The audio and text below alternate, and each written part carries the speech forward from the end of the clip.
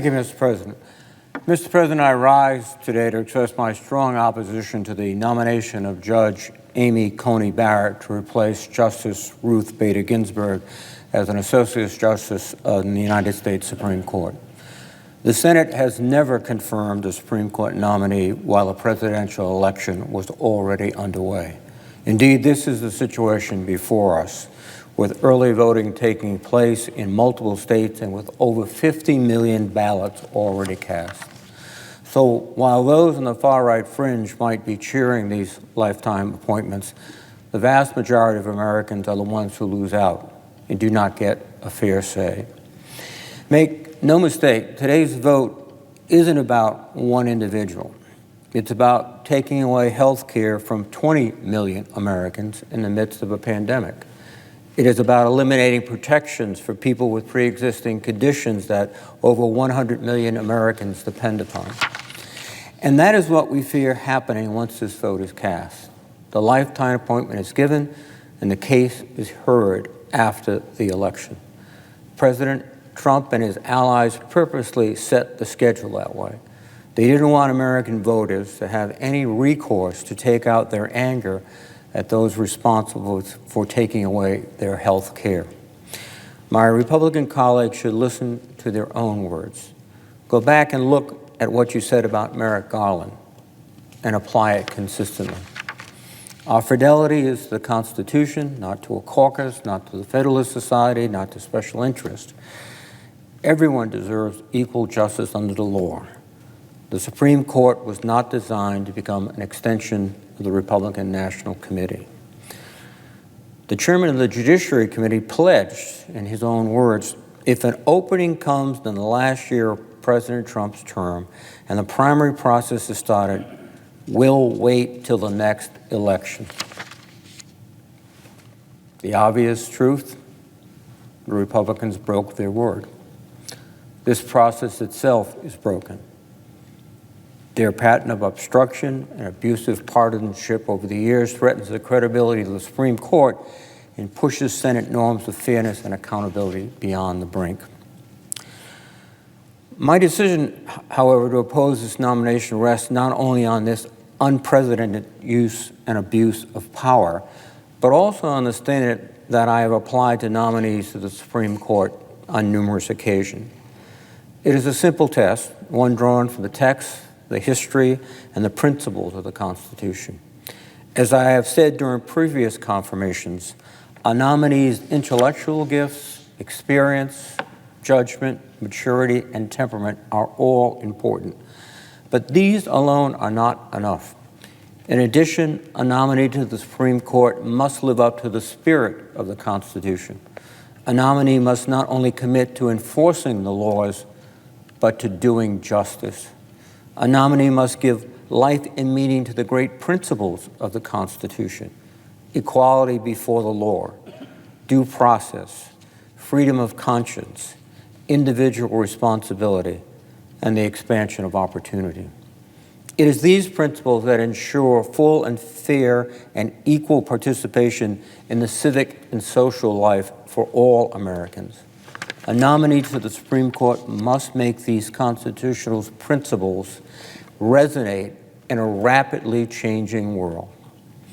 My colleagues on the Judiciary Committee spent a great deal of time and effort questioning Judge Barrett and trying to elicit responses about her basic worldview and judicial philosophy. Unfortunately, her answers were largely non-responsive, and at times she demurred on issues on which she herself had already made public statements. Despite her lack of responsiveness, Judge Barrett's judicial record and public statements suggest that she does not meet my test, and her placement on the Supreme Court will further tilt the court away from these constitutional principles. In understanding how Judge Barrett would not be my test, I am cognizant that she will follow the mold of her mentor, Justice Antonin Scalia, with whom she shares an originalist approach to constitutional interpretation. In her article titled Congressional Originalism, Judge Barrett talks about the core principles underpinning originalism. The first principle, she writes, is that The meaning of the Constitution text is fixed at the time of its ratification. The second is that the historical meaning of the text has legal significance and is authoritative in most circumstances. The trouble is that the founders and framers did not leave us a blueprint to answer every new question of law. Nor did the delegates to the Constitutional Convention demand that all future judges be originalist. The laws and norms when the Constitution was ratified would alienate and exclude many Americans today, particularly women and racial and other minority groups. We have seen the devastating effects of the originalist line of thinking in the Supreme Court's recent history. A focus on this mode of interpretation has played a crucial role in undoing labor rights, curtailing environmental regulations, and allowing unlimited dark money to influence politics. In the end, a strict originalist approach tends to favor the executive over the individual, the employer over the employee, and the corporation over the consumer. Also relevant to whether Judge Barrett passes my test is her criticism of stare decisis, a core concept in Supreme Court jurisdiction in which a court generally adheres to its prior decisions, absent a special justification more than a belief that the president was wrongly decided. Part of the reason that maintaining precedent is so important is that it ensures the rule of law and the legitimacy of the judicial process. As Alexander Hamilton explained in Federalist No. 78, there is a long tradition of being bound by precedent, in his words, to avoid an arbitrary discretion in the courts. A practical reason for following precedent is that once it goes into effect, people then organize their lives based on the law and make decisions with the assumption that that law will stay in place. The public expects judges to understand this need for stability and to approach the law with the appropriate humility and respect for its authority. They do not want judges to elevate their own views over the law or to change the law simply because the composition of the court changes. That is why in deciding to overrule precedent, a court generally undergoes a serious analysis of numerous factors, including its consistency with other decisions, the reliance interest at stake, and historical developments since the decision in question. Therefore, I am troubled that Judge Barrett's writings indicate that she is more likely to see opportunities to revisit precedent than other judges. In an article titled Precedent and Jurisprudential Disagreement, Judge Barrett argues that there is a weaker presumption of stare decisis in constitutional cases, which could make these cases more vulnerable to review. In another article titled Stare Decisis in Due Process, Judge Barrett argues that the current standard of stare decisis has become too rigid in modern times and favors a more flexible stance on re-examining precedent. In particular, I take seriously that Judge Barrett indicates that she is more willing to elevate her originalist interpretation over precedent.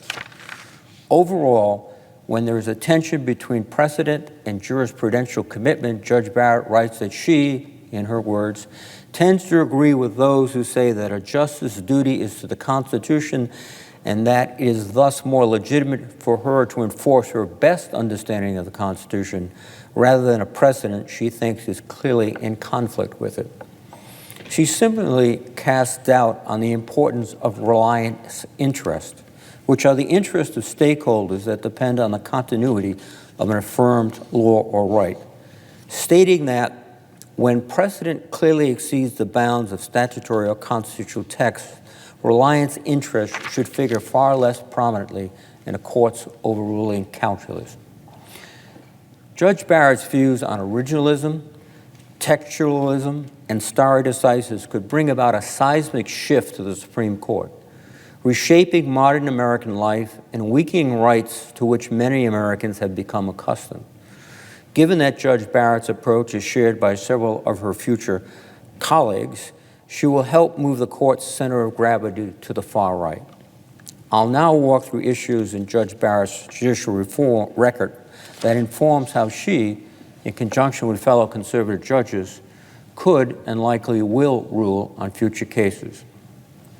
I am deeply troubled about the implications of this nomination on the Affordable Care Act, the ACA.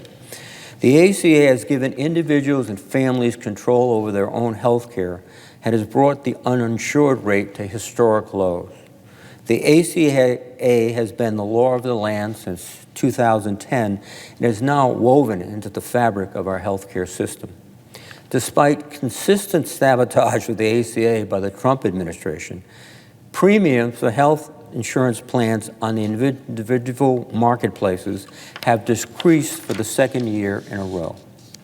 Yet, President Trump and my Republican colleagues want to repeal the ACA in its entirety, taking with it protections for people with pre-existing conditions, bans on lifetime and annual limits on coverage, billions of dollars in tax credits to make coverage more affordable, and efforts to close the donut hole for seniors needing prescription drugs, just to name a few key provisions. The ACA is a relevant, indeed critical aspect of the nomination because the Supreme Court will begin hearing oral arguments in the case of California v. Texas on November 10th, which will decide the fate of the ACA. This is not a theoretical debate over how Judge Barrett may interpret a case in the future. This is a real case that could eliminate health insurance coverage for millions of Americans and increase costs for everyone in the next year. It is no surprise that my Republican colleagues are breaking with their own precedent to consider this nominee with a week to go until the election. This is their chance to repeal the ACA once and for all. In fact, President Trump has said many times over the last several months that he hopes the ACA is overturned by the Supreme Court, referring specifically to this case. And don't just take his word for it. The Department of Justice, under his leadership, has taken the extraordinary step of deciding against defending the law of the land, the ACA, and instead siding with the plaintiffs and arguing that the ACA and its protections for people with pre-existing conditions, among other provisions, is unconstitutional. President Trump and congressional Republicans are very clear about their intentions. They want to repeal the ACA. They've been saying it for a decade. They failed to do it when they had complete control of the White House and Congress because of overwhelming public opposition to their efforts and a few brave votes. They are relying on the Supreme Court to do their dirty work for them and get rid of the ACA. They even petitioned to have the case heard by the Supreme Court after the election, knowing that the American people would not be happy if the court decided in their favor and struck down the ACA. It's not hard to follow logic here. President Trump and congressional Republicans have been working methodically to lead us to this moment for years. Now I'll return to the nominee for a moment. President Trump has made it clear that he intends to have the courts do his bidding for him and is committed to nominating judges who will side with him. In her hearing, Judge Barrett refused to discuss how she may handle a case on the ACA. However, in early 2017, she authored an article criticizing the ACA, specifically arguing that the 2012 Supreme Court case, NFIB v. Sebelius, was wrongly decided when a 5-4 majority ruled that the ACA's individual mandate was, in fact, constitutional. In particular, Judge Barrett criticized Chief Justice Roberts' deciding vote in that case, claiming that he pushed the Affordable Care Act beyond its plausible meaning to save the statute. Instead, Judge Barrett has praised her mentor, the late Justice Scalia, in his criticism of the ACA, as displayed in his dissents in both the NFIB case as well as the case King v. Burwell related to the tax credit provided by the ACA. So while the nominee has not said how she may rule in the case of California v. Texas on whether or not the ACA is constitutional, she didn't have to. We already know that had she been on the court in 2012 when NFIB v. Sebelius was decided, or in 2015 when King v. Burwell was decided, she likely would have voted to invalidate key elements or all of the ACA. Between her public writings and President Trump's commitment to appointing judges who are hostile to the ACA, I don't think it is a stretch to imagine how a future Justice Barrett may vote in California v. Texas. The stakes for millions of Americans are just too high to support this nomination to the Supreme Court. I'm also concerned by Judge Barrett's extreme views on the Second Amendment and the constitutionality of limits on gun possession. To understand her position, one must first understand the test set in District of Columbia v. Heller. This case involved a challenge to the District of Columbia laws that generally made it unlawful to possess an operable firearm in the home. Justice Scalia authored the majority's opinion and was joined by Justice Roberts and Justice Thomas, Kennedy, and Alito. In Heller, the Supreme Court struck those laws down and affirmed the right to keep guns in the home for self-defense, while making clear that rights secured under the Second Amendment are not unlimited. The court provided a non-exhaustive list of gun restrictions that were presumptively lawful, including prohibitions on firearms possessed by felons and the mentally ill. However, in the case Cantor v. Barr, Judge Barrett filed a dissent laying out a rationale that could lead to the striking down of even common sense gun restrictions. In this case, the plaintiff was convicted of felony mail fraud and was subsequently prohibited from possessing a firearm under both federal and state law. When he challenged these laws as violating the Second Amendment, the majority concluded that federal and state governments were entitled to bar firearm possession by people convicted of felonies.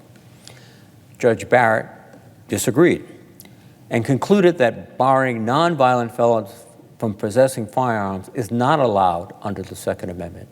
She reasoned that, in her words, history does not support the proposition that felons lose their Second Amendment rights solely because of their status as felons.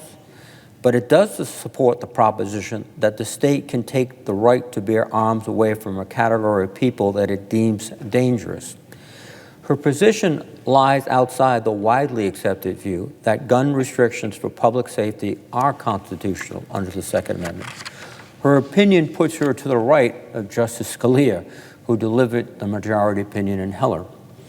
Her vote in Cantor makes it more likely that Judge Barrett would vote to strike down similar restrictions on firearm possession, even by individuals with serious criminal histories. This outcome alone is concerning. Beyond that, her views, coupled with the originalist approach to the Second Amendment endorsed by several sitting justices, portend that a conservative majority could create stricter standards of scrutiny for Second Amendment cases. It is important to note that Justice Ginsburg joined other justices in declining opportunities to revisit Heller's application. That includes the denial of 10 certiorari positions this past term that called for the court to review and possibly invalidate challenges to state gun safety laws, including state concealed carry laws, gun permit requirements, and assault weapons bans. Given that only 4 votes are needed to grant certiorari review, Judge Barrett could play an important role in deciding whether the Supreme Court adds Second Amendment cases to its docket. This could generally put common sense gun safety laws, even those that have been upheld for years, at an increased risk of being overturned. Furthermore, as part of a conservative majority, Judge Barrett could initiate major rollbacks of privacy rights in one's own home life. During her confirmation hearings, Judge Barrett declined to say whether the Supreme Court cases, Griswold v. Connecticut, Lawrence v. Texas, and Obergefell v. Hodges were correctly decided. The Griswold case from 1965, in particular, is a foundational case in this arena. Griswold, holding that marital privacy extends to the right to buy and use contraception, led to cases extending privacy in other reproductive decisions. In her refusal, Judge Barrett took a departure from past nominees who have affirmed that Griswold is settled law, including Chief Justice Roberts and Justice Alito, Kavanaugh, and Kagan. Instead of giving a straightforward answer, Judge Barrett contended that it is unlikely that a related case would come before the court and tried to frame this issue as well settled. However, in Little Sisters of the Poor versus Pennsylvania, it is notable that the Supreme Court has very recently allowed Trump administration rules to go into effect, allowing virtually any employer to deny contraceptive coverage based on religious and moral objections. Therefore, it is clear that this issue is not beyond dispute and could come back before the court. Obergefell and Lawrence were landmark cases that established privacy rights around marriage and intimate relations between consenting adults, regardless of their gender. While it may be unthinkable that these and similar rights, which are integral to a person's ability to construct their personal and family lives, could be undermined, there are worrying indications that they may come again before the court. Just this month, Justices Thomas and Alito wrote that they see Obergefell, which granted the right to same-sex marriage, as something the court needs to fix, and that the decision has had ruinous consequences for religious liberty. Given that Justice Ginsburg's was a crucial vote in the Obergefell 5-4 opinion, it is conceivable that a 6-3 conservative court could chip away at equality where these rights to be relitigated. A conservative court may also act as a bulwark against further expanding privacy protections in family life. For example, a case is set to come before the court this term, Fulton v. Philadelphia, in which private agencies that receive taxpayer funding to provide government services, such as foster care agencies, could be determined to have a constitutional right to deny services to persons on the basis of sexual orientation. The next area of concern is how Judge Barrett's record will impact workers' rights. Unfortunately, Judge Barrett has a record of voting in favor of business interests. Judge Barrett voted to reject an en banc review in Equal Employment Opportunity Commission v. AutoZone regarding an employer's policy of assigning Black and Latino employees to stores and neighborhoods with people predominantly of their same race, creating a Black store and a Hispanic store. Judge Barrett's colleagues who dissented called this a separate but equal arrangement, a type of unlawful discrimination which was well settled by Brown v. Board of Education. During her confirmation hearing, she agreed that Brown was correctly decided and beyond overruling. However, Judge Barrett's decision in AutoZone indicates she is willing to accept racially segregated actions by an employer even when they would be difficult to reconcile with the core holdings of Brown. In another discrimination-related case, Kleber v. CareFusion, Judge Barrett joined the en banc decision allowing an employer to post a job application with maximum years of experience, essentially barring applicants older in age. The majority took a narrow view that the ambiguous language of the Age Discrimination in Employment Act did not apply in this case, reasoning that it applied only to current employees and not to job applicants. In both AutoZone and Kleber, Judge Barrett has opened the door for employees to run afoul of our country's civil rights laws. This is particularly concerning because the Supreme Court will likely take up cases deciding who is protected from workplace discrimination. For example, the court could face legal challenges in the wake of Bostock v. Clayton County, which confirmed that Title VII of the Civil Rights Act prohibits employers from discriminating against LGBTQ people. The majority's opinion, however, warned that future cases will determine whether businesses could use religious freedom claims to supersede Title VII's commands. Justice Barrett has additionally ruled against employees and gig workers by limiting their ability to hold employers accountable through collective arbitration in the cases Harrington v. Waterstone Mortgage and Wallace v. Grubhub Holdings. Given that disputes around the rights of gig economy workers and the prevalence of forced arbitration agreements are only increasing, related cases are likely to come before the Supreme Court. It is notable, in coming to her conclusion in Grubhub, Judge Barrett cited Epic Systems v. Lewis, in which the Supreme Court held that arbitration agreements in which an employee agrees to arbitrate any claims against an employer on an individual basis rather than a class are enforceable. In that case, Justice Ginsburg took the rare step of reading a particularly strong dissent from the bench, saying that the court's ruling was egregiously wrong and holds enforceable these arm-twisted, take-it-or-leave-it contracts, including the provisions requiring employees to litigate wage and hours claims only one by one. Were a similar case to come before the Supreme Court again, it is likely that Judge Barrett and a conservative majority would take a sharp turn away from Justice Ginsburg's legal position and make it harder for workers to get their day in court. I am further concerned that a 6-3 conservative majority court could have a drastic impact in limiting voting rights. Voter suppression has a long history in this country, with black votes being subjected to violent intimidation and legally sanctioned disenfranchisement. In recognition of this history, and after decades of activism on the part of many, President Lyndon B. Johnson signed the Voting Rights Act, which in part required jurisdictions with a history of discrimination to get approval before changing its voting rules. This process, known as pre-clearance, was intended to prevent voter discrimination before it occurred. This law had an immediate and positive impact and increased black voter registration and turnout in the decades after it passed.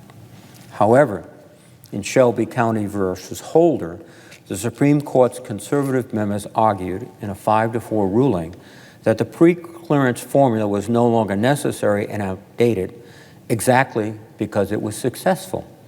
In her dissent, Justice Ginsburg famously pointed out the absurdity of majority's reasoning. She wrote that, quote, throwing out pre-clearance when it has worked and is continuing to work to stop discriminatory changes is like throwing away your umbrella in a rainstorm because you're not getting wet. Predictably, the ruling in Shelby opened the floodgates for states to enact restrictive and insidious voting laws, including strict voter identification, excessive voter purging, and gerrymandering. In the wake of Shelby, the awesome power of the Supreme Court to restore or further damage voting rights has become apparent.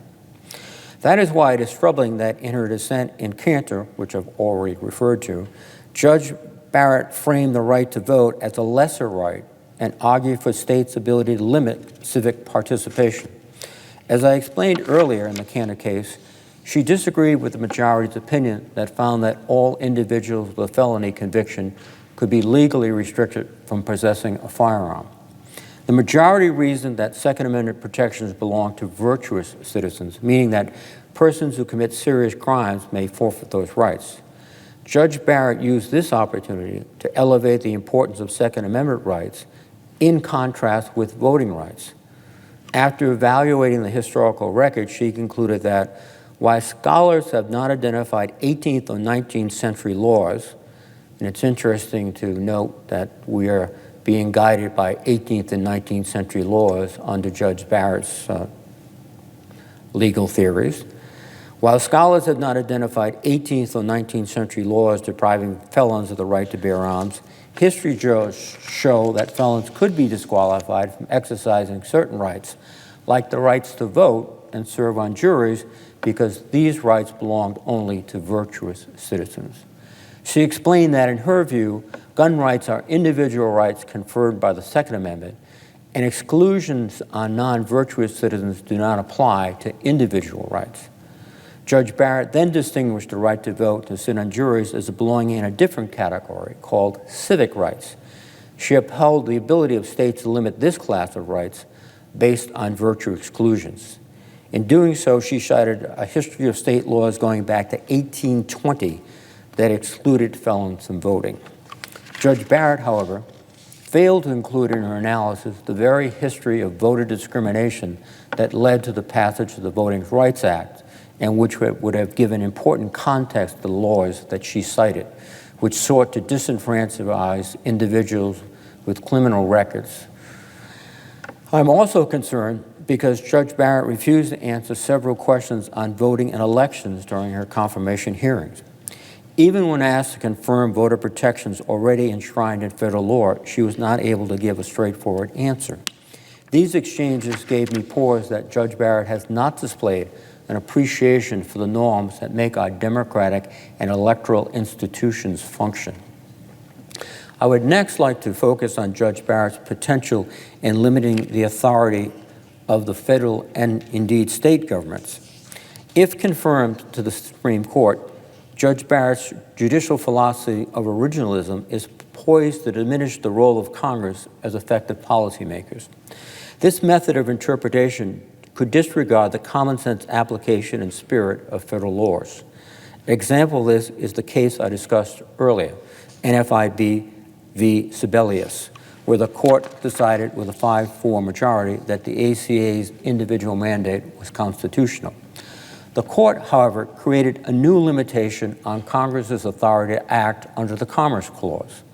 Using an originalist approach, the court found that Congress can regulate commercial activity, but rejected the idea it could compel an individual to engage in it. The majority did uphold the Congress's power to do so under its Article I powers to levy taxes. Alarmingly, 4 dissenting justices, Justice Scalia, Thomas, Kennedy, and Alito, expressed the view that neither the Commerce Clause nor Congress' taxing power supported the individual mandate. And I will note that had Judge Barrett been on the court, she likely would have joined the dissenting justices, and this case might have gone the other way. The implications of this case are significant. Taking together, Chief Justice Roberts' opinion and the dissent are centered around the idea that the use of the Commerce Clause and/or Congress's taxing power under the ACA was a major legislative overreach. It signals that the court increasingly sees these and potentially other congressional authorities as having more limits. So in the future, when Congress tries to use its power for a novel purpose, it may be susceptible to challenges in the court. If the court continues to shift in this direction, it will have consequences for federal legislation beyond the ACA. As a result, Congress's authority to robustly address climate change, civil rights, new technology, and other national challenges through legislation could be stymied or diminished over time. And with Judge Barrett's fascination with the exact meaning of the original writers of the Constitution, I wonder what their thoughts were about nuclear energy, satellites in space, a U.S. Air Force which was not specifically authorized in the Constitution. I think we will find ourselves in a very difficult position where when we face the challenges of climate change, cyber warfare, that a court that looks back will not grant Congress the authority to protect the American people. Also limiting the authority of the federal government, a 6-3 conservative majority could take on a more aggressive judicial review of agency actions. Several members of the Supreme Court have already called for the reconsideration of the Chevron decision. This is a legal doctrine that instructs the federal judiciary to defer to a federal agency's reasonable interpretation of an ambiguous or unclear statute that it administers. If the Supreme Court overturns the Chevron deference, it could strike down agency rules that do not comport with the court's interpretation of a statute. This could make toothless environmental, food and drug safety, labor, and a host of other regulations enacted for the benefit of the workers and consumers. It would also shift the court's decision in favor of the corporate and special interests that tend to challenge these agency regulations in the first place. And one of the reasons that the agencies were given the authority to implement our laws, given by Congress to the agencies, was their expertise. and expertise that in most cases far exceeds that of the United States Supreme Court. Now, I intend to vote against the nomination of Judge Amy Coney Barrett to be an Associate Justice of the United States Supreme Court because I am convinced that she will not guard core constitutional principles, that she will not interpret the law to protect the rights of the vulnerable, and that she will read the law with a backward-looking perspective not consistent with the realities of our time and the growing dangers we face in the future. And as my Republican colleagues accelerate this nomination at a breakneck pace, it speaks to the deeply misplaced priorities of this body. We simply should not be undertaking a Supreme Court nomination at this time, especially when it should rightfully take place during the next presidential term after the voters have made their decision. The Senate's foremost priority right now should be to provide additional pandemic relief. My colleagues have displayed a profound lack of urgency to address the many challenges Americans face due to the pandemic. This is despite the repeated warnings from public health experts and economists about what will happen if we do not enact additional fiscal aid. However, my Republican colleagues continue to turn a blind eye.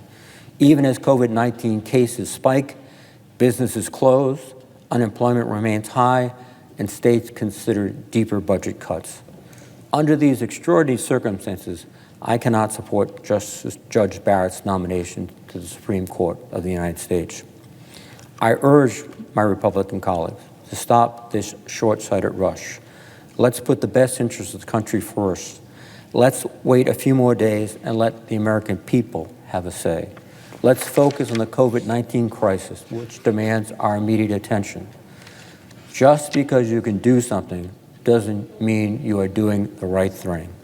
I strongly believe my Republican colleagues are making a major mistake that will be doing lasting damage to both this institution and the Supreme Court, and I urge them to reconsider. Instead of pushing forward with this ill-suited nominee, let's get to the business at hand, addressing the great challenges we face due to the pandemic and beyond, as well as working together to fix the Senate so that we no longer break faith for the people who sent us here, the people we represent. And with that, Mr. President, I would yield the floor.